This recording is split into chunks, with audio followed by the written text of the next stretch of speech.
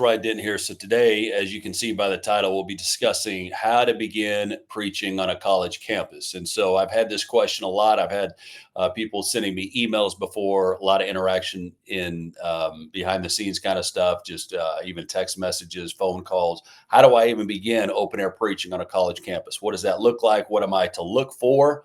And am I even allowed to do it? And if I am allowed to do it, well, how do I do it? And so that's what we're going to be talking about today. The college campus in the United States is one of the premier places to open air preach. It is very the United States is very unlike Europe, England, Scotland, Ireland in that sense. Unfortunately, at least when it comes to open air preaching, because of course, especially during the summertime, Scotland, England, there's a lot of foot traffic. There's people walking around. That's true of bigger cities in the United States as well. A lot of foot traffic, people walking around.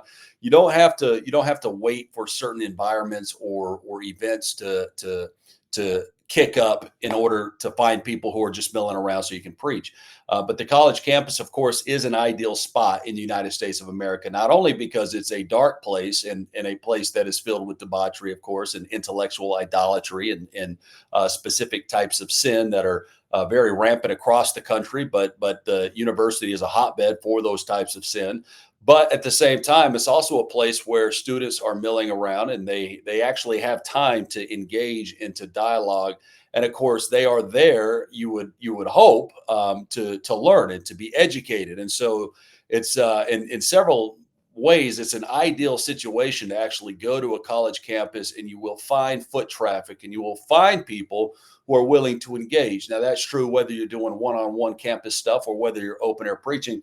But it does remind me a lot of what Paul is doing in Athens. And this is from Acts chapter 17. We're told that this is verse 17, when Paul, so at first he goes to the synagogue, of course, with the Jews, but then we're also told he goes to the market daily with them that met with him. And then he's engaging certain philosophers of the Epicureans and of the Stoics, and they're encountering him and they're engaging Paul. And Paul is talking clearly, and we're told in verse 18 that he seemeth to be a setter forth of strange gods, because he preached unto them Jesus and the resurrection. And so that's what you're doing on a college campus. You're going into this place where people are there to hear ideas, and you're preaching Christ and you're preaching the resurrection.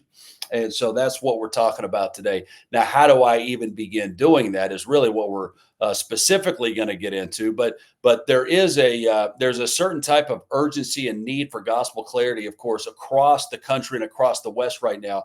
There's so few people who actually have heard the biblical gospel. There's not a lot of people that have heard a clear exposition of the gospel of Jesus Christ. And that's true on a college campus. That's true at your workplace. That's true in your neighborhood. That's probably true in most families. And so it's incumbent upon us. It's imperative that we go forth to these college campuses to the extent that we have opportunity and preach the gospel to them.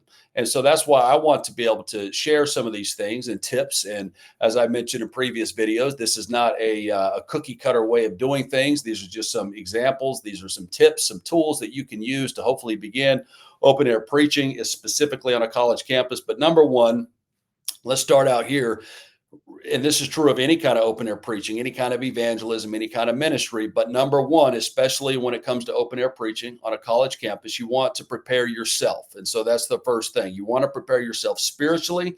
You want to make sure you're praying before you go out. You want to make sure that you have a certain theological preparation, that you're going to that you know the gospel inside and out, and that you have an idea of where you're going to want to go with the communication and the dialogue that you have at the college campus. And so that's important. That's critical that you have that before you get out there. And so in other words, you want to know, okay, what text am I going to be preaching? What am I going to be sharing today? What's the topic? In fact, a lot of times I'll go out and before I even set up, because as you go out, especially if you're going out to the same place every time, then you begin to build a rapport with the people out there. And so even as I'm walking up, I can't tell you how many times people will say, hey, what's the topic today? What are you preaching about today? And that's because they expect to hear something that I've already been thinking about or preparing for when I go out there. And so that's the idea there. And so whether it's typically it should be a text of scripture that you want to preach, that you want to unfold, that you want to declare as you go out.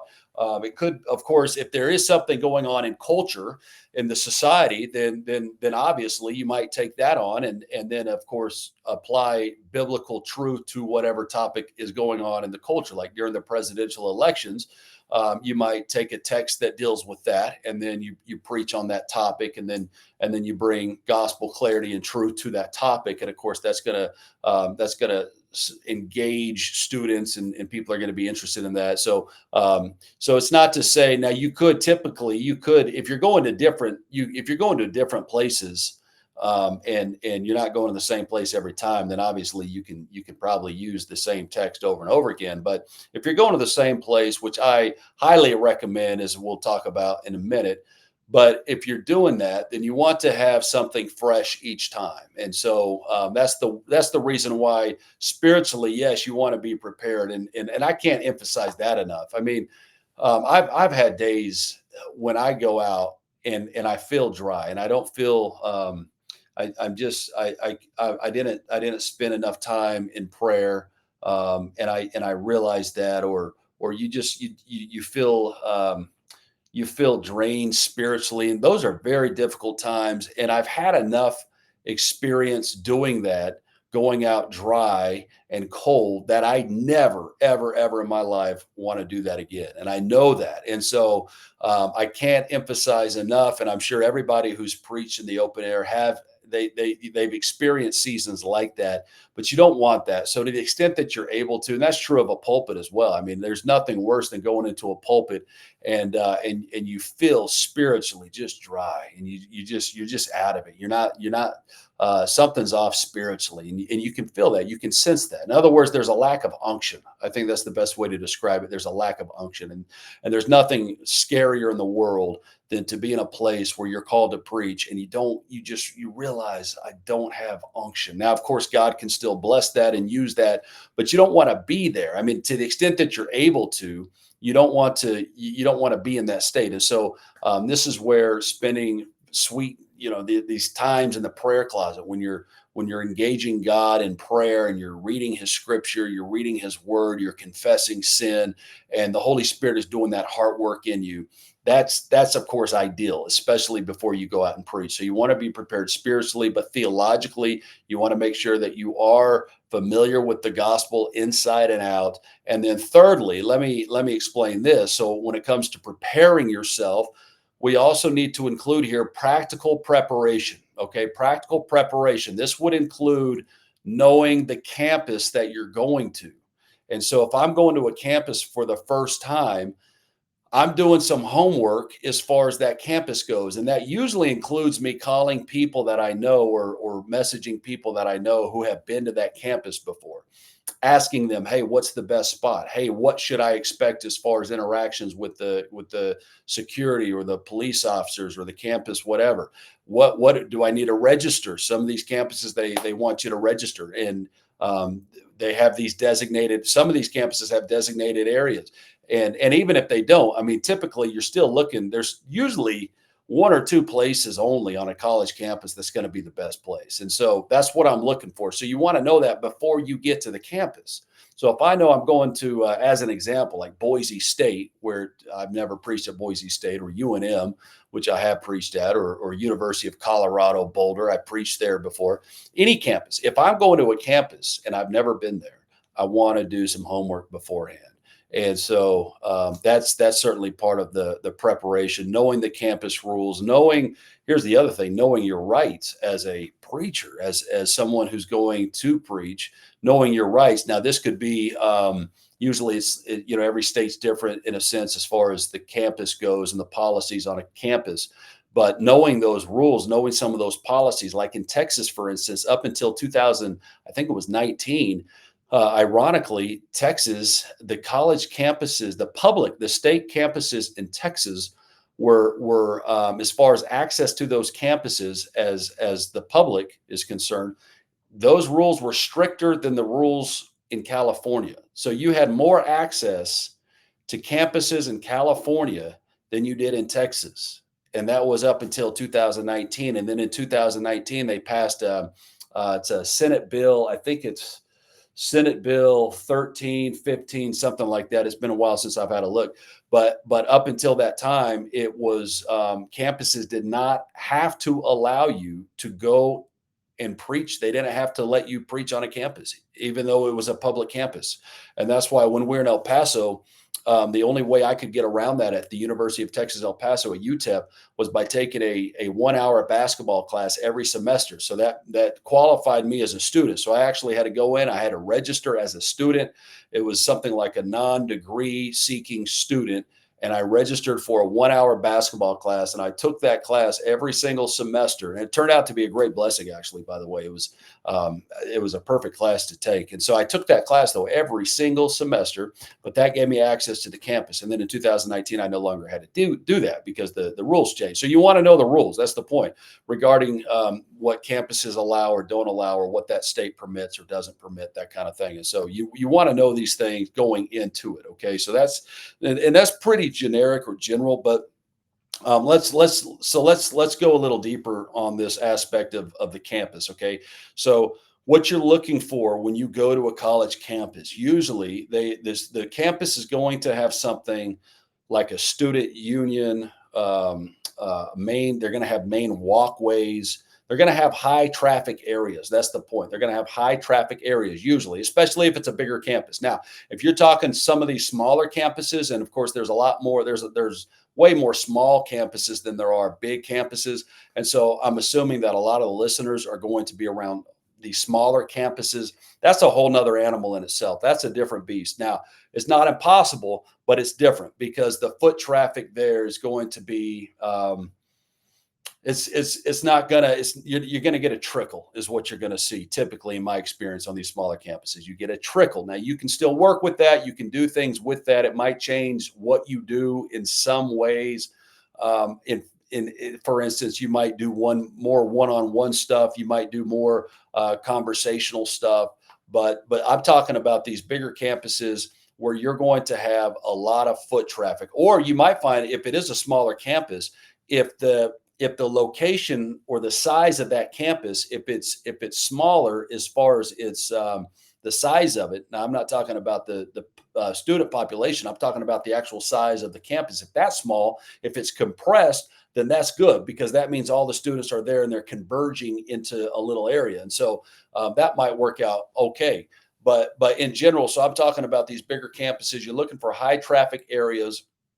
You're looking for, if they do have a speech zone or a free speech area, they might want to put you there. Now, sometimes they want you there, but you don't necessarily have to be there. But legally, the campuses usually do a good job about putting you in the best place because there's some legal things and jurisdictions and things like that they know that if they don't do that, then you can come back and you can actually go after them legally if they're not putting you in a decent position to be able to communicate your message to the students. And so typically they're going to put you in the best spot, but that's where you're scouting the campus. And so and then knowing the best times to preach as well. I mean, if you go out on a Friday, at like 4 o'clock in the afternoon, there's not going to be anybody out there. And so usually the best times to preach are usually around the lunch hour. That's been my experience. And certainly class breaks. I mean, that's the quintessential time to preach in the open air. And this is true on a smaller, like you can even on smaller campuses, you can catch them during a class break or a class change, and you're going to have a lot of foot traffic, even at the smaller ones. But the problem is these class changes are like 10 minutes or 15 minutes. But that's when all the students are coming out. They're coming out of the classroom. They're just pouring out. It's like when you step on an ant bed and the ants just come pouring out of that ant bed. That's what it looks like. And so they come rushing out. And so that's the best time to preach. So you want to take advantage of those times, especially you want to know when those class changes are, have an idea of that. And that's why the more often you go to a specific campus, the more you learn some of those things that are going on at that specific campus. And that's why I would recommend going to the same place and actually preaching the same location over and over and over again. But that's what you're doing. You're scouting the campus. And again, I mean, scouting doesn't have to be you're going every single day for 2 weeks before you ever preach on the campus. It doesn't have to be that. It can be 30 minutes before you go out. But if you've never been there, you want to make sure you're there early so that you have time to adjust and figure out what's what and see where all the people are. And so, but that's what you're looking for. So again, a class change, lunch hours are good, but you want to know, where are the people going to be, and also don't forget this, where to park. A lot of times these campuses, if you've never been there, figuring out where to park is man, that's a whole nother animal. That's an animal in itself. So you want to show up early, figure out where to park, and then sometimes you've got a long, massive walk across the campus in order to get to the place to preach. Sometimes you don't, sometimes you do though. So those are just things you don't know about. So you want to be there early. You want to make sure you're prepared in that sense. But then let's talk about getting started whenever you start to preach. So there's a difference between, if you're going out by yourself and going with the team. There's advantages, of course, to going out with the team, even if it's just one other person. But that's not always the case. I mean, sometimes it just doesn't happen that way. And if that's true, you need to be cautious. Of course, you need to be wise as serpents and innocent as doves, and that's true especially when you're open air preaching, especially if you're alone. I used to wear a camera, or at least have one on me or near me all the time, and so I got sick of the figuring out how to work cameras and stuff. And so, but I do have a cell phone, and I think we all do. So if you have your cell phone, there's certain things that you want to make sure you're recording. Like if there's any interactions with the police officers, that usually is helpful if you record that. Any interactions with crazy hecklers or anything like that, you want to record if you can. So that's the idea there. But ideally, yeah, you want to be able to go out with at least one other person. And when you begin, I would always have some tracks. You don't have to, but that's something I think is a great conversation starter, icebreaker, that kind of thing. So you're handing out tracks, and that way, as people walk by, you're still giving them information about the gospel that they can go and they can read later on. And especially if you have people who are with you, then they're going to be able to hand out tracks. And let's say you don't have any tracks though, or let's say you do have tracks, there's still another way to engage students, and that's through conversation. So one of the beauties of open air preaching, and this is the advantage of a team, is and this is something that's, to me, one of the underrated, underestimated things, privileges and blessings and fruitful things of open air preaching. When you have a team, when you're whoever's preaching, it's in a sense like a lightning rod. And so whoever's preaching, what I would do, let's say so and so is preaching and I'm not preaching, and I'm kind of hanging out on the edge. Now, I don't want to engage the people that are engaging the preacher or listening to the preacher. Don't do that. That's a big no-no. Okay. So in other words, that's like an unspoken rule. So if let's say I'm the one preaching and I have a crowd of, let's say, because and we'll talk about getting a crowd and how to get a crowd and things like that in a minute. But let's say I have, a crowd of 5 people, and that's not really a crowd, but let's say I have 5 people who are standing there who are listening, and I'm going to be trying to engage them in certain ways to draw other people in. And if you come up and you start talking to these 5 people, then all the attention of those 5 people are now going to be on you. They're going to be shifted away from the preaching. And so don't engage with the people that are in any way showing interest in what's being preached. What you can do is wait for them to leave, because they're not going to stay all day typically. Now, sometimes they'll stay for hours, but let's say they're there for 10 minutes. Let's say it's between a class break. It's in the middle of a class break, and they're about to go to another class. And you can tell when they're kind of starting to get restless. So what you do is when they start to leave, then you jump in and then you say, hey, what'd you think of the preaching? And so that's the question you want to ask. And so you can engage students, but don't engage the ones that are interested in listening. Engage the ones that are just passing by and say, hey, what do you think of that guy preaching? Or have you ever heard of what he's saying? Things like that to kind of prompt a conversation. And so that's gonna facilitate that topic that he's already preaching. That's going to facilitate a dialogue, and that's going to allow you to engage the person. And so that's the beauty of a team, because there's so many ways. In fact, this is something the campus ministries out at the campus where I go locally and elsewhere, man, they're so good about, and I use this phrase loosely, but picking people off. And so the good ones, though, the good campus ministries know how to do it, because they're not going to interrupt the preacher or the preaching. They're not going to interrupt that. Now, the bad campus ministries will do that. They'll interrupt and they'll distract and they'll try to just yank people away. And pretty soon, nobody wins. Nobody wins from that. But the good campus ministries, and there are some good ones, the good campus ministries, Chi Alpha is actually really good at this in Texas. And I think they're like an Assemblies of God ministry, but they're very good at this. So they'll hover, they'll watch, they'll wait, and when they sense that one of those students leaves, they'll jump on those students and they'll interact with those students, and then they'll come back and tell me how many students are now going to their campus organization because of the preaching that I'm doing. And so it is what it is, but I'm saying that's actually to their credit that they know how to do that. And so if you have a team that also knows how to do that, it's going to be so fruitful. In open air preaching becomes tenfold, 30-fold, 100-fold, 60-fold as far as the fruit goes compared to what it is if you're just out there alone. That's not bad, but it's certainly more fruitful if you have a lot of people out there. And then when you are thinking about preaching, know this: as far as college campus goes, you might have seen videos of me using an amp on a college campus, and that is so unusual. And that's been very rare. The campus where we're at right now, they don't necessarily allow that, but they don't not allow that. And so the most they've ever told us is, "Hey, can you turn it down a little bit?" And we comply and we turn it down.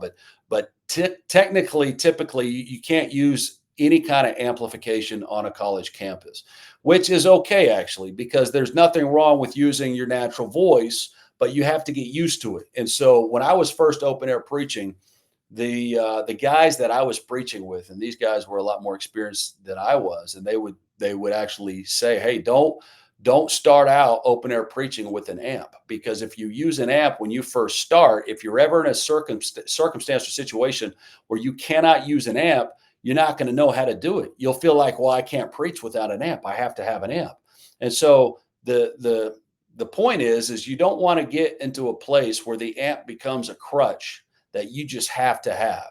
And so trust yourself and trust God, of course, working through that. But look, when you go out and you open air preach just using your voice, God's going to use that just as much as if you were using an amp. It's harder, it's more difficult, it requires a little more skill, because now, you can't go out there and just start shouting. You don't want to sound like a lunatic out there who's screaming at everybody. But at the same time, you have to be loud enough where you're going to be heard. And so trying to figure out how to modulate your voice and also saving your voice and taking care of your voice and preaching from the diaphragm, which I still have no idea how to do that. But if you do, that's even better. But don't see that as the end of the world, because I'm telling you right now, if you try to use an amp on a college campus, they're not going to let you. I mean, we are here in a very unusual situation, and I mean, it is what it is. And any day, any week, that could end. And so, and when it ends, in fact, when I first used to preach on the campus I'm preaching at now, I never used an amp. And so you can go back and see videos of like 8 years ago at the same campus where I'm now using an amp. I used to never use an amp, but it just so turned out, it just so happened that we're able to use an amp right now. We have some good favor with the authorities, and so we're doing that. But just remember, that's rare, and you're usually not going to be able to do that, but that's okay. And so, but here's the other thing. Let me speak to this for a second. But when it comes to preaching, there's different styles of preaching, especially on a college campus. There's different approaches. And so what I typically do is I prefer, and I actually intentionally attempt to engage students. And so I want to engage students in the sense of dialogue, in the sense of I guess you can call it conversation, at least in the sense of they're, not in a conversation where it's like one-on-one, but in the sense of when I'm preaching directly to the person and their specific scenario based on certain questions or things that they might bring up. That's what I mean. That's the idea. Now, a lot of preachers, what they'll do is they'll just preach through a text. I don't recommend. So I recommend preaching through a text. But what happens is some guys, it's almost like they can't do anything but preach from the Bible, which is, you say, well, what's wrong with that? Well, nothing Nothing's wrong with that, except when there's students who are coming up and they're saying, hey, talk to me about this, or what do you mean by this, or what are your thoughts on this, or what are your thoughts on that? And rather than communicating with them or talking to them or engaging them on that level, they just kind of bypass and ignore them. And I mean, it is what it is. I don't think there's anything inherently wrong with that. That's certainly not the way I go about it. That's not the way usually the guys that I used to go out and preach with all the time and kind of learn from, it's not the way they did it. They were more engaging, in the sense of engaging the students, and certainly, um, and again, not just one-on-one stuff, but I mean, when like dealing with hecklers, you don't just preach over the heckler, you actually interact with the heckler, that kind of thing, because that's where the crowds are going to emerge. And so, while we're on that topic, let's talk about this. So let's talk about handling opposition. So when you're open air preaching on a college campus, you're going to get somebody shouting something really dumb, usually once every 30 minutes. Sometimes during like a class break, it could be every 30 seconds. So you're going to get that. People are going to be shouting dumb things. People are going to be heckling. People are going to be mocking. The worst, and in fact, I would take all of that over apathy, and that's the worst. And so, but you're going to get that too. You're going to get people who are walking by. This is certainly true in this age when everybody has earbuds or earplugs or the things over their ears. That everybody's, what, 50% of the students are listening to something in their ear, and so it's very easy for them to tune you out, or at least pretend to tune you out. And so that can be very discouraging. I would encourage you, just keep preaching. Don't worry about that. But there will be people who kind of shout things here and there, and the flesh is going to want to retaliate. The flesh is going to want to spew something and get the last word in. I wouldn't do that. I've done that way too many times. But if I'm looking at it objectively and I'm saying, hey, what's the ideal response there? It's not that. It's something like "the Lord bless you," or if you're able to turn that drive-by heckle into an opportunity to preach to those who are listening right there, and say, well, you heard that objection, but here, let me respond to that right here. You can do something like that, but you're gonna get a lot of that. But I'll tell you this, and you might, if you open air preach, if then this, but hecklers are your friends. Those are your friends, okay? And I don't mean, obviously in a spiritual sense. I mean they come out, and the louder and the crazier they get, the more people are going to come around and try to figure out what in the world is going on over here, and they're going to listen, and they're going to stop, and then you're going to have an audience, you're going to have a crowd, you're going to have people that you can now preach to. And so sometimes, in fact, maybe every time, we pray for hecklers. We pray for good hecklers to come by, and typically they do. And whenever hecklers do come, it's important that we keep our composure. It's important that we keep a Christ-like demeanor, but the heckler is going to help you draw a crowd. And this is true also. I would say this, and this is something that I've tried to do, but I'm trying to learn myself in some of this, but what happens is if I have, going back to the example earlier of, let's say I have 5 people out there, then what I'm going to try to do in order to keep them engaged is I'm going to ask this person over here a question. And then as that person is obviously Bible related, something like that. But as that person's responding, I'm then going to turn to someone else in the crowd, and I'm going to say, "Hey, what do you think of that?" Or "What's your take on that?" And I'm going to try to involve as many people who are in front of me as possible, because that's going to keep them there. And then what that does is that as other people are walking by and they're hearing a preacher, and now they see 5 people in front of this preacher, they're going to be more apt to pause and stop, because it's not as awkward or embarrassing as it would be if you were the only person who's standing in front of the preacher. But as the new person stops, I'm immediately going to try to bring that person into whatever you're talking about at the moment. And then I just try to keep doing that. And pretty soon, a lot of times you have a pretty decent size audience, and then as you're doing this, everything, you try to keep everything related to the gospel as far as bringing the gospel to light on that circumstance. But doesn't mean that it's always a topic on, let's say, like John 3:16. I mean, a lot of times these students want to talk about homosexuality, or the reliability of the Bible, or Donald Trump. There's so many topics out there that they want to talk about. I'm more than willing to have a dialogue with any of those topics. But what I am trying to do, of course, is trying to draw everything back home to the fact that the reason I'm here is because there are students who are lost and they are dead in their sins. And is that you? And so, in other words, they love to philosophize, they love to talk about this or that topic, and to a certain extent, I think I do too, and I think we probably all do. But don't let that be the main thing. Don't let them deflect, because so often what happens, they'll talk about David Hume and Immanuel Kant all day long, or Nietzsche. But when you start driving home the fact that, listen, man, I mean, okay, yeah, you have all these philosophers and it's interesting what they're saying, this and that, but what about your sin? What about you? If you were to die right now, what would happen? Where would you go? Where would you be? And that's when things get, of course, I mean, that's more of a personal question and a little more uncomfortable for them. And they get a little squirrely and squeamish, but that's the idea. That's what you're going for. Ultimately, that's the goal. It's not just to talk about culture. It's not just to talk about politics. I have no problem bringing the gospel to bear on those issues as they're brought up. But ultimately, the issue is the person's heart, their condition. Now, a lot of times you'll be engaging, let's say, actual Christians, legitimate Christians who are out there, and they're wrestling with topics, maybe political topics, cultural topics, maybe, things about boyfriend, girlfriend kind of stuff, and that's where the pastoral side comes out. That's where you put your pastor's cap on, and you minister the gospel to them regarding whatever need that they have or circumstance that they're in, that kind of thing.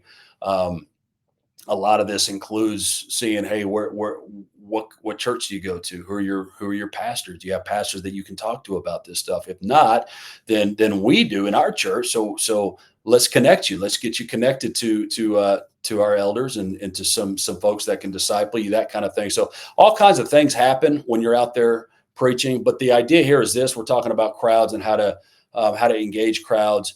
When I go out, the hardest part about open air preaching on a college campus is when you first start. And that's probably true anytime you open air preach. But when you first begin, it's awkward, and you feel like a total idiot. You really do. But 30 seconds in, it's not that bad. You realize, actually, this isn't that bad. And I've always seen God just show up. I mean, God always comes, and I can be nervous or feeling awkward or weird about it, but within 30 seconds, I'm right in it, and I'm thankful I'm doing it, and I know that the sense of God's presence is very alive and real, and so I would encourage you to do it. But that goes back to preparation. That goes back to knowing that is going to happen. You're going to feel kind of awkward and dumb, and when you first start preaching, it's not like you already have a crowd in front of you, so you really have to kind of work that in a sanctified wisdom kind of sense. Because when you go out, and some days it's like fishing. It really is like fishing. It's like man fishing. Some days when you go out and you fish, it's like you can't, nothing bites. I mean, you don't get a nibble, nothing. And I've had days like that. You go out to college campus, you're preaching your guts out, you're talking, you're engaging, you're doing everything you know how, and nothing. You don't get any bites. And then some days, I've had it before, where I show up, and before I even show up, and I'm preparing, I'm getting my Bible out and getting some tracts out, somebody comes up, and they'll start saying, hey, what are you going to preach on today? And they'll just stay there, and it's like they're waiting for me to begin. And of course, that's a lot easier than starting out with nobody there. But the point is every time you start, more or less, usually nobody's going to be there, as far as when you're first preaching. As far as nobody's going to be there, as far as standing there, it's not like they're just, hey, I know the service is at 10 o'clock, so I'm going to be here waiting for the service. No, when you preach and you begin to engage people, then they'll start to stop or slow down. But that's the idea there. So when you go out, you just kind of know that, you expect that, but but you're ready for it. And as you preach, you just every day is different. That's the fun thing about open air preaching. You never know what's going to happen when you're out there preaching. Let me do go back to what I was mentioning earlier about working with churches. This is so vital.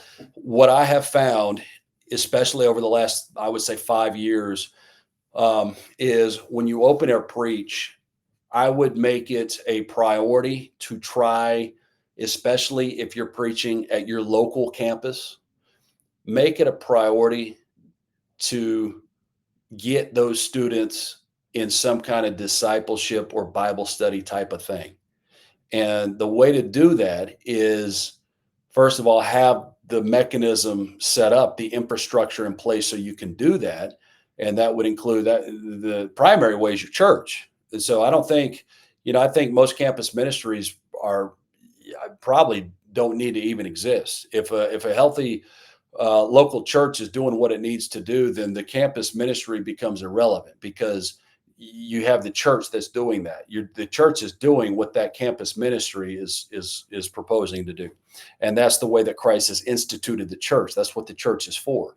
And so, what I would recommend. That's why I've never started a campus ministry. I don't think it's needed. I think it's superfluous. And so, what our goal is to try to get students involved in our local church, because what happens with campus ministries is these students go and they're for the next 4 years, a lot of times they don't have any church. They just have this campus ministry. And so the primary bulk of your Christian life or church experience is you hanging out with other 20-year-olds, 21-year-olds who are in the exact same situation you're in, going through the same things you're going through. And that's not really a healthy view of what the church is. The church includes old men, old women, young men, middle-aged women, and all kinds of seasons of life. And I think that's where, long story short, I think that's where campus ministries fell in a lot of senses. But here's my point when it comes to engagement. What I'm trying to do is I'm trying to get that person tied into the church. And so a lot of that is being proactive about it. So I have to put myself out there in a situation where, and I got this from the Mormons actually, because if you see what the Mormons do, I noticed that the Mormons, they had these little notebooks, and every time they talked to somebody, they were getting contact information from whoever they were talking to, and then they would follow up with that person. And so that's what we started doing. We started trying to get their contact info and then follow up with them. And when we follow up with them, what we do is in our church, we have a Tuesday night Bible study that is primarily or more geared towards younger people. We also have a church Bible study on Thursday, and then of course services on Sunday, that kind of thing. And so it's almost like the entry point is that Tuesday night Bible study. We do it on the campus, so it's easy to access for the students, and they know where it is, that kind of thing. But we really try to emphasize that it doesn't stop there. It doesn't need to stop. It can't. You don't want it to stop there. I mean, this is like the entry point to the church. It's not to replace the church, that kind of thing. But I would say go to the same place every single time if you can, because the rapport that you will start to develop with certain students, because there's always, in my experience, every semester you get like 10 students that are just really enthralled by what you're doing and what you're saying and the whole thing. And they'll be there, and they're going to be there through thick and thin, rain or shine. They're going to be there, but they know they're going to be there because they know you're going to be there. And so if you can do that and you're consistent by going and showing up at the same place, even if it's once a week for 2 hours or even 1 hour, once a week for 1 hour, that's going to build a certain rapport, and it's going to make that discipleship mechanism a lot easier to do. And in fact, it's in a sense already going to be built in. And so I would really, really encourage you to do that. Don't just go out there, preach, go home, go out, preach, go home, go out, preach, go home. Sometimes, I mean, yeah, you might be doing that if you're not getting a lot of engagement or response. I get that, but I think you want to step it up a notch by intentionally trying to engage students and then follow up with the engagement by getting them into the church and getting them discipled, that kind of thing. And it might not be you discipling. In fact, knowing me, knowing my I guess you could say my gifts and my weaknesses, I'm not uh, by gifting much of a pastor, I don't think, but we have other men who are very gifted at that. And so while I, in a sense, can act as a bridge in a way, and so in other words, every evangelist, you're going to have to do some pastoral things. You're going to have to, if you're going to be an effective evangelist, you have to have some pastoral giftings, at least some. Um, just like a pastor is going to have to do the work of an evangelist, even if he doesn't have the gift of an evangelist, he's going to do the work of an evangelist. Very similar for the evangelist when it comes to pastoral skills. But you're going to want to at least give get them in a situation where they are going to be able to come under and be there under the church and be discipled there, that kind of thing. Okay, so that's the idea though, as far as the follow up.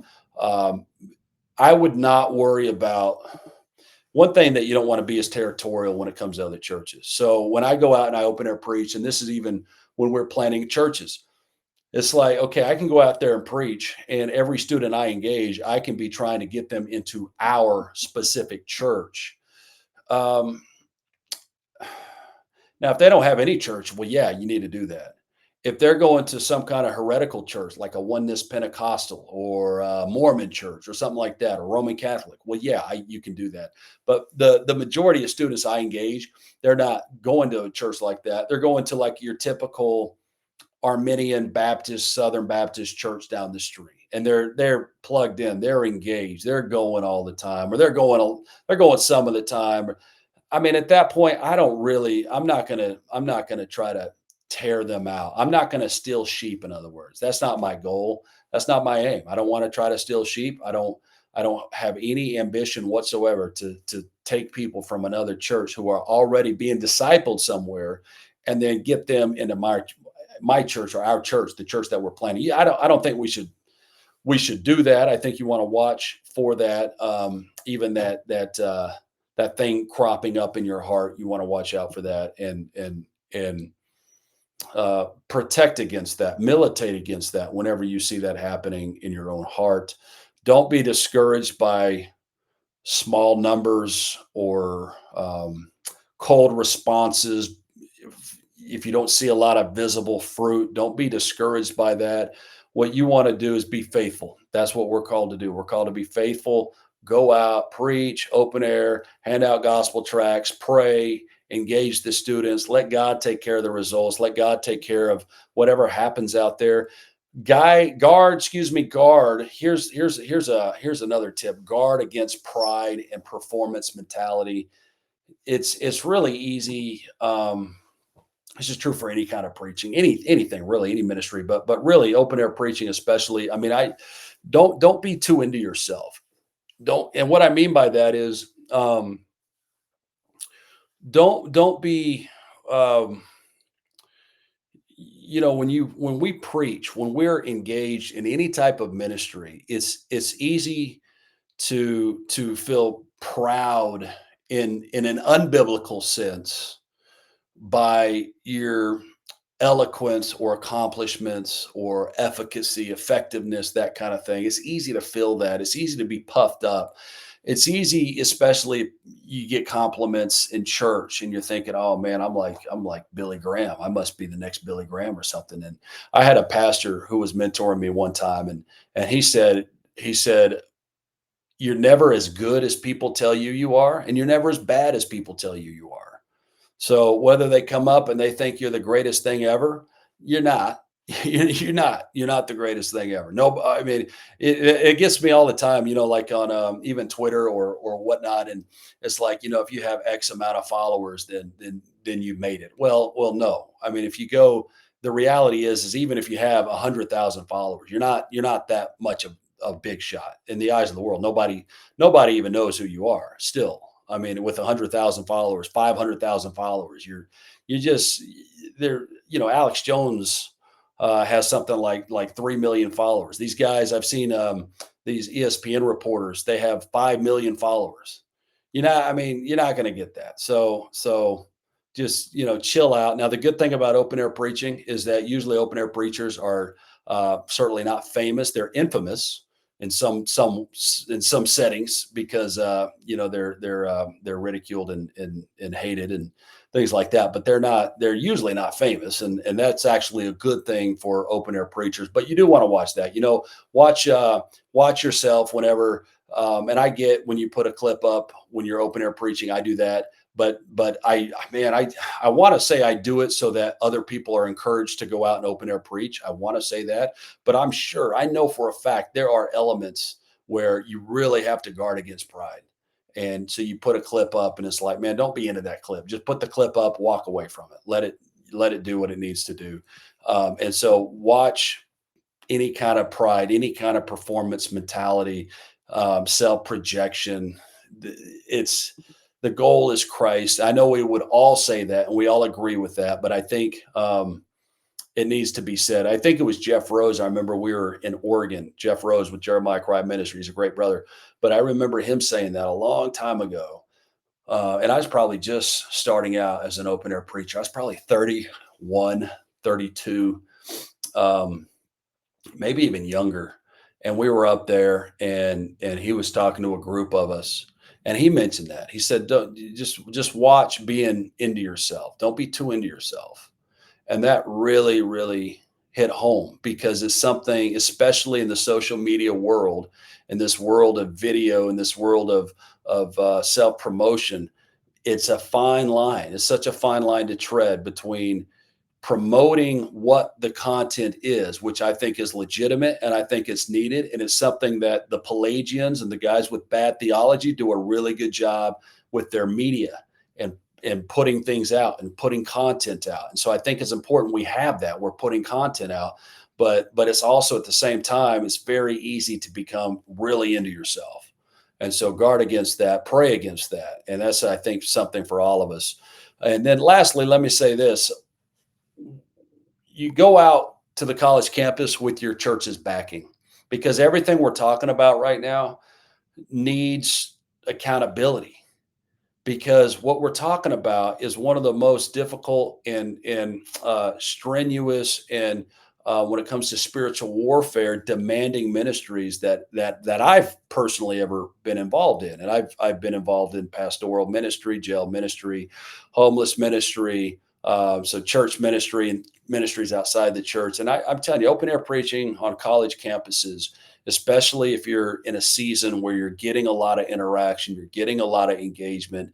It's crazy. It is a tough ministry in so many aspects. And so knowing that you have the not just the backing of the church, but knowing that you have their prayers, knowing that you have the encouragement of the saints every Lord's Day when you go to church, you're able to you're able to worship God with the people around you, the saints around you. It's refreshing, it's rejuvenating so that you can go back out to the streets.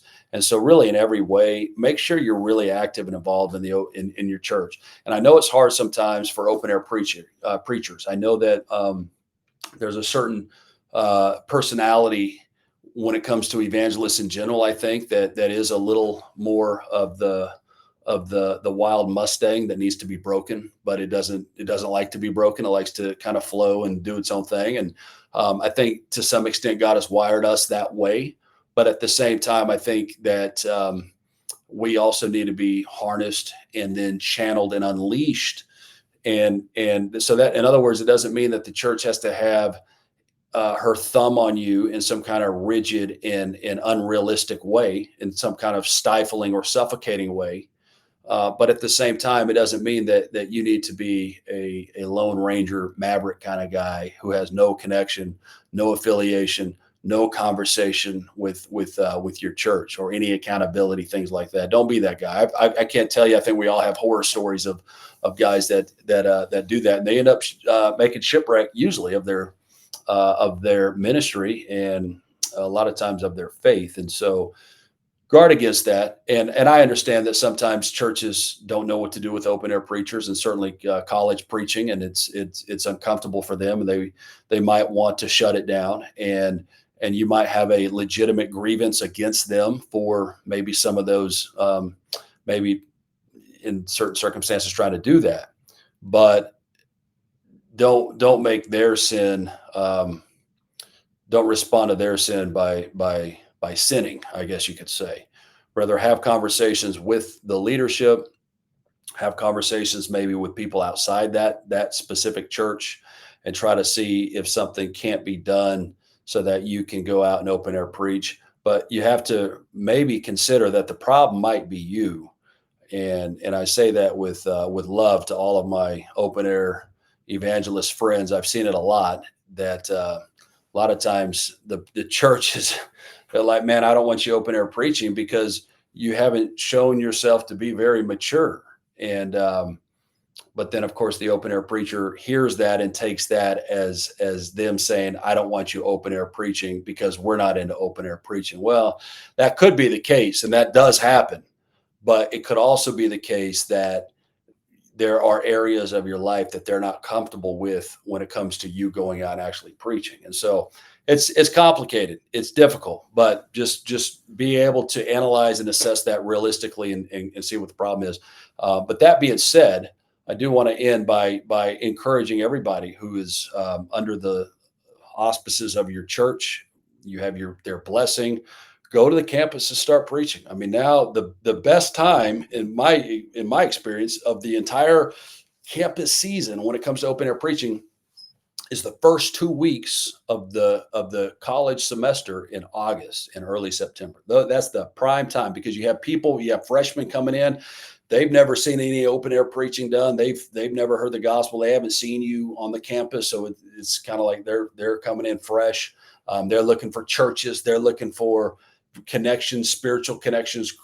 People who are Christian like they are, perhaps, or all kinds of things. So go out there. So this is the time to really take advantage of the scenario of the season that we're in right now. Strike when the iron is hot, and the iron is definitely hot in late August and early September. And so go out then and really make the best of it. Make the most use of your time that you can, that God gives you when you're out on a college campus. And if you have any questions on any of this, Scott Smith, I don't like to necessarily plug a book here, but Scott Smith and I did write a book on open air preaching years ago, and you can listen to it for free on YouTube. You can buy the book, but you can listen to it for free on YouTube. It's called A Certain Sound, a primer on open air preaching, and it goes through a lot of the basics of open air preaching. I wrote it with Scott Smith is a great guy. He's been preaching on college campuses for like 20 years. And so you could probably find some videos of him actually preaching as well. But anyways, I wish all of you God's blessings on all of the endeavors and labors that are going on college campuses this year and season. And so looking forward to seeing how God uses you and us over here. And let's pray for one another. We'll pray for you guys. Please be praying for us, and to God be all the glory. God bless.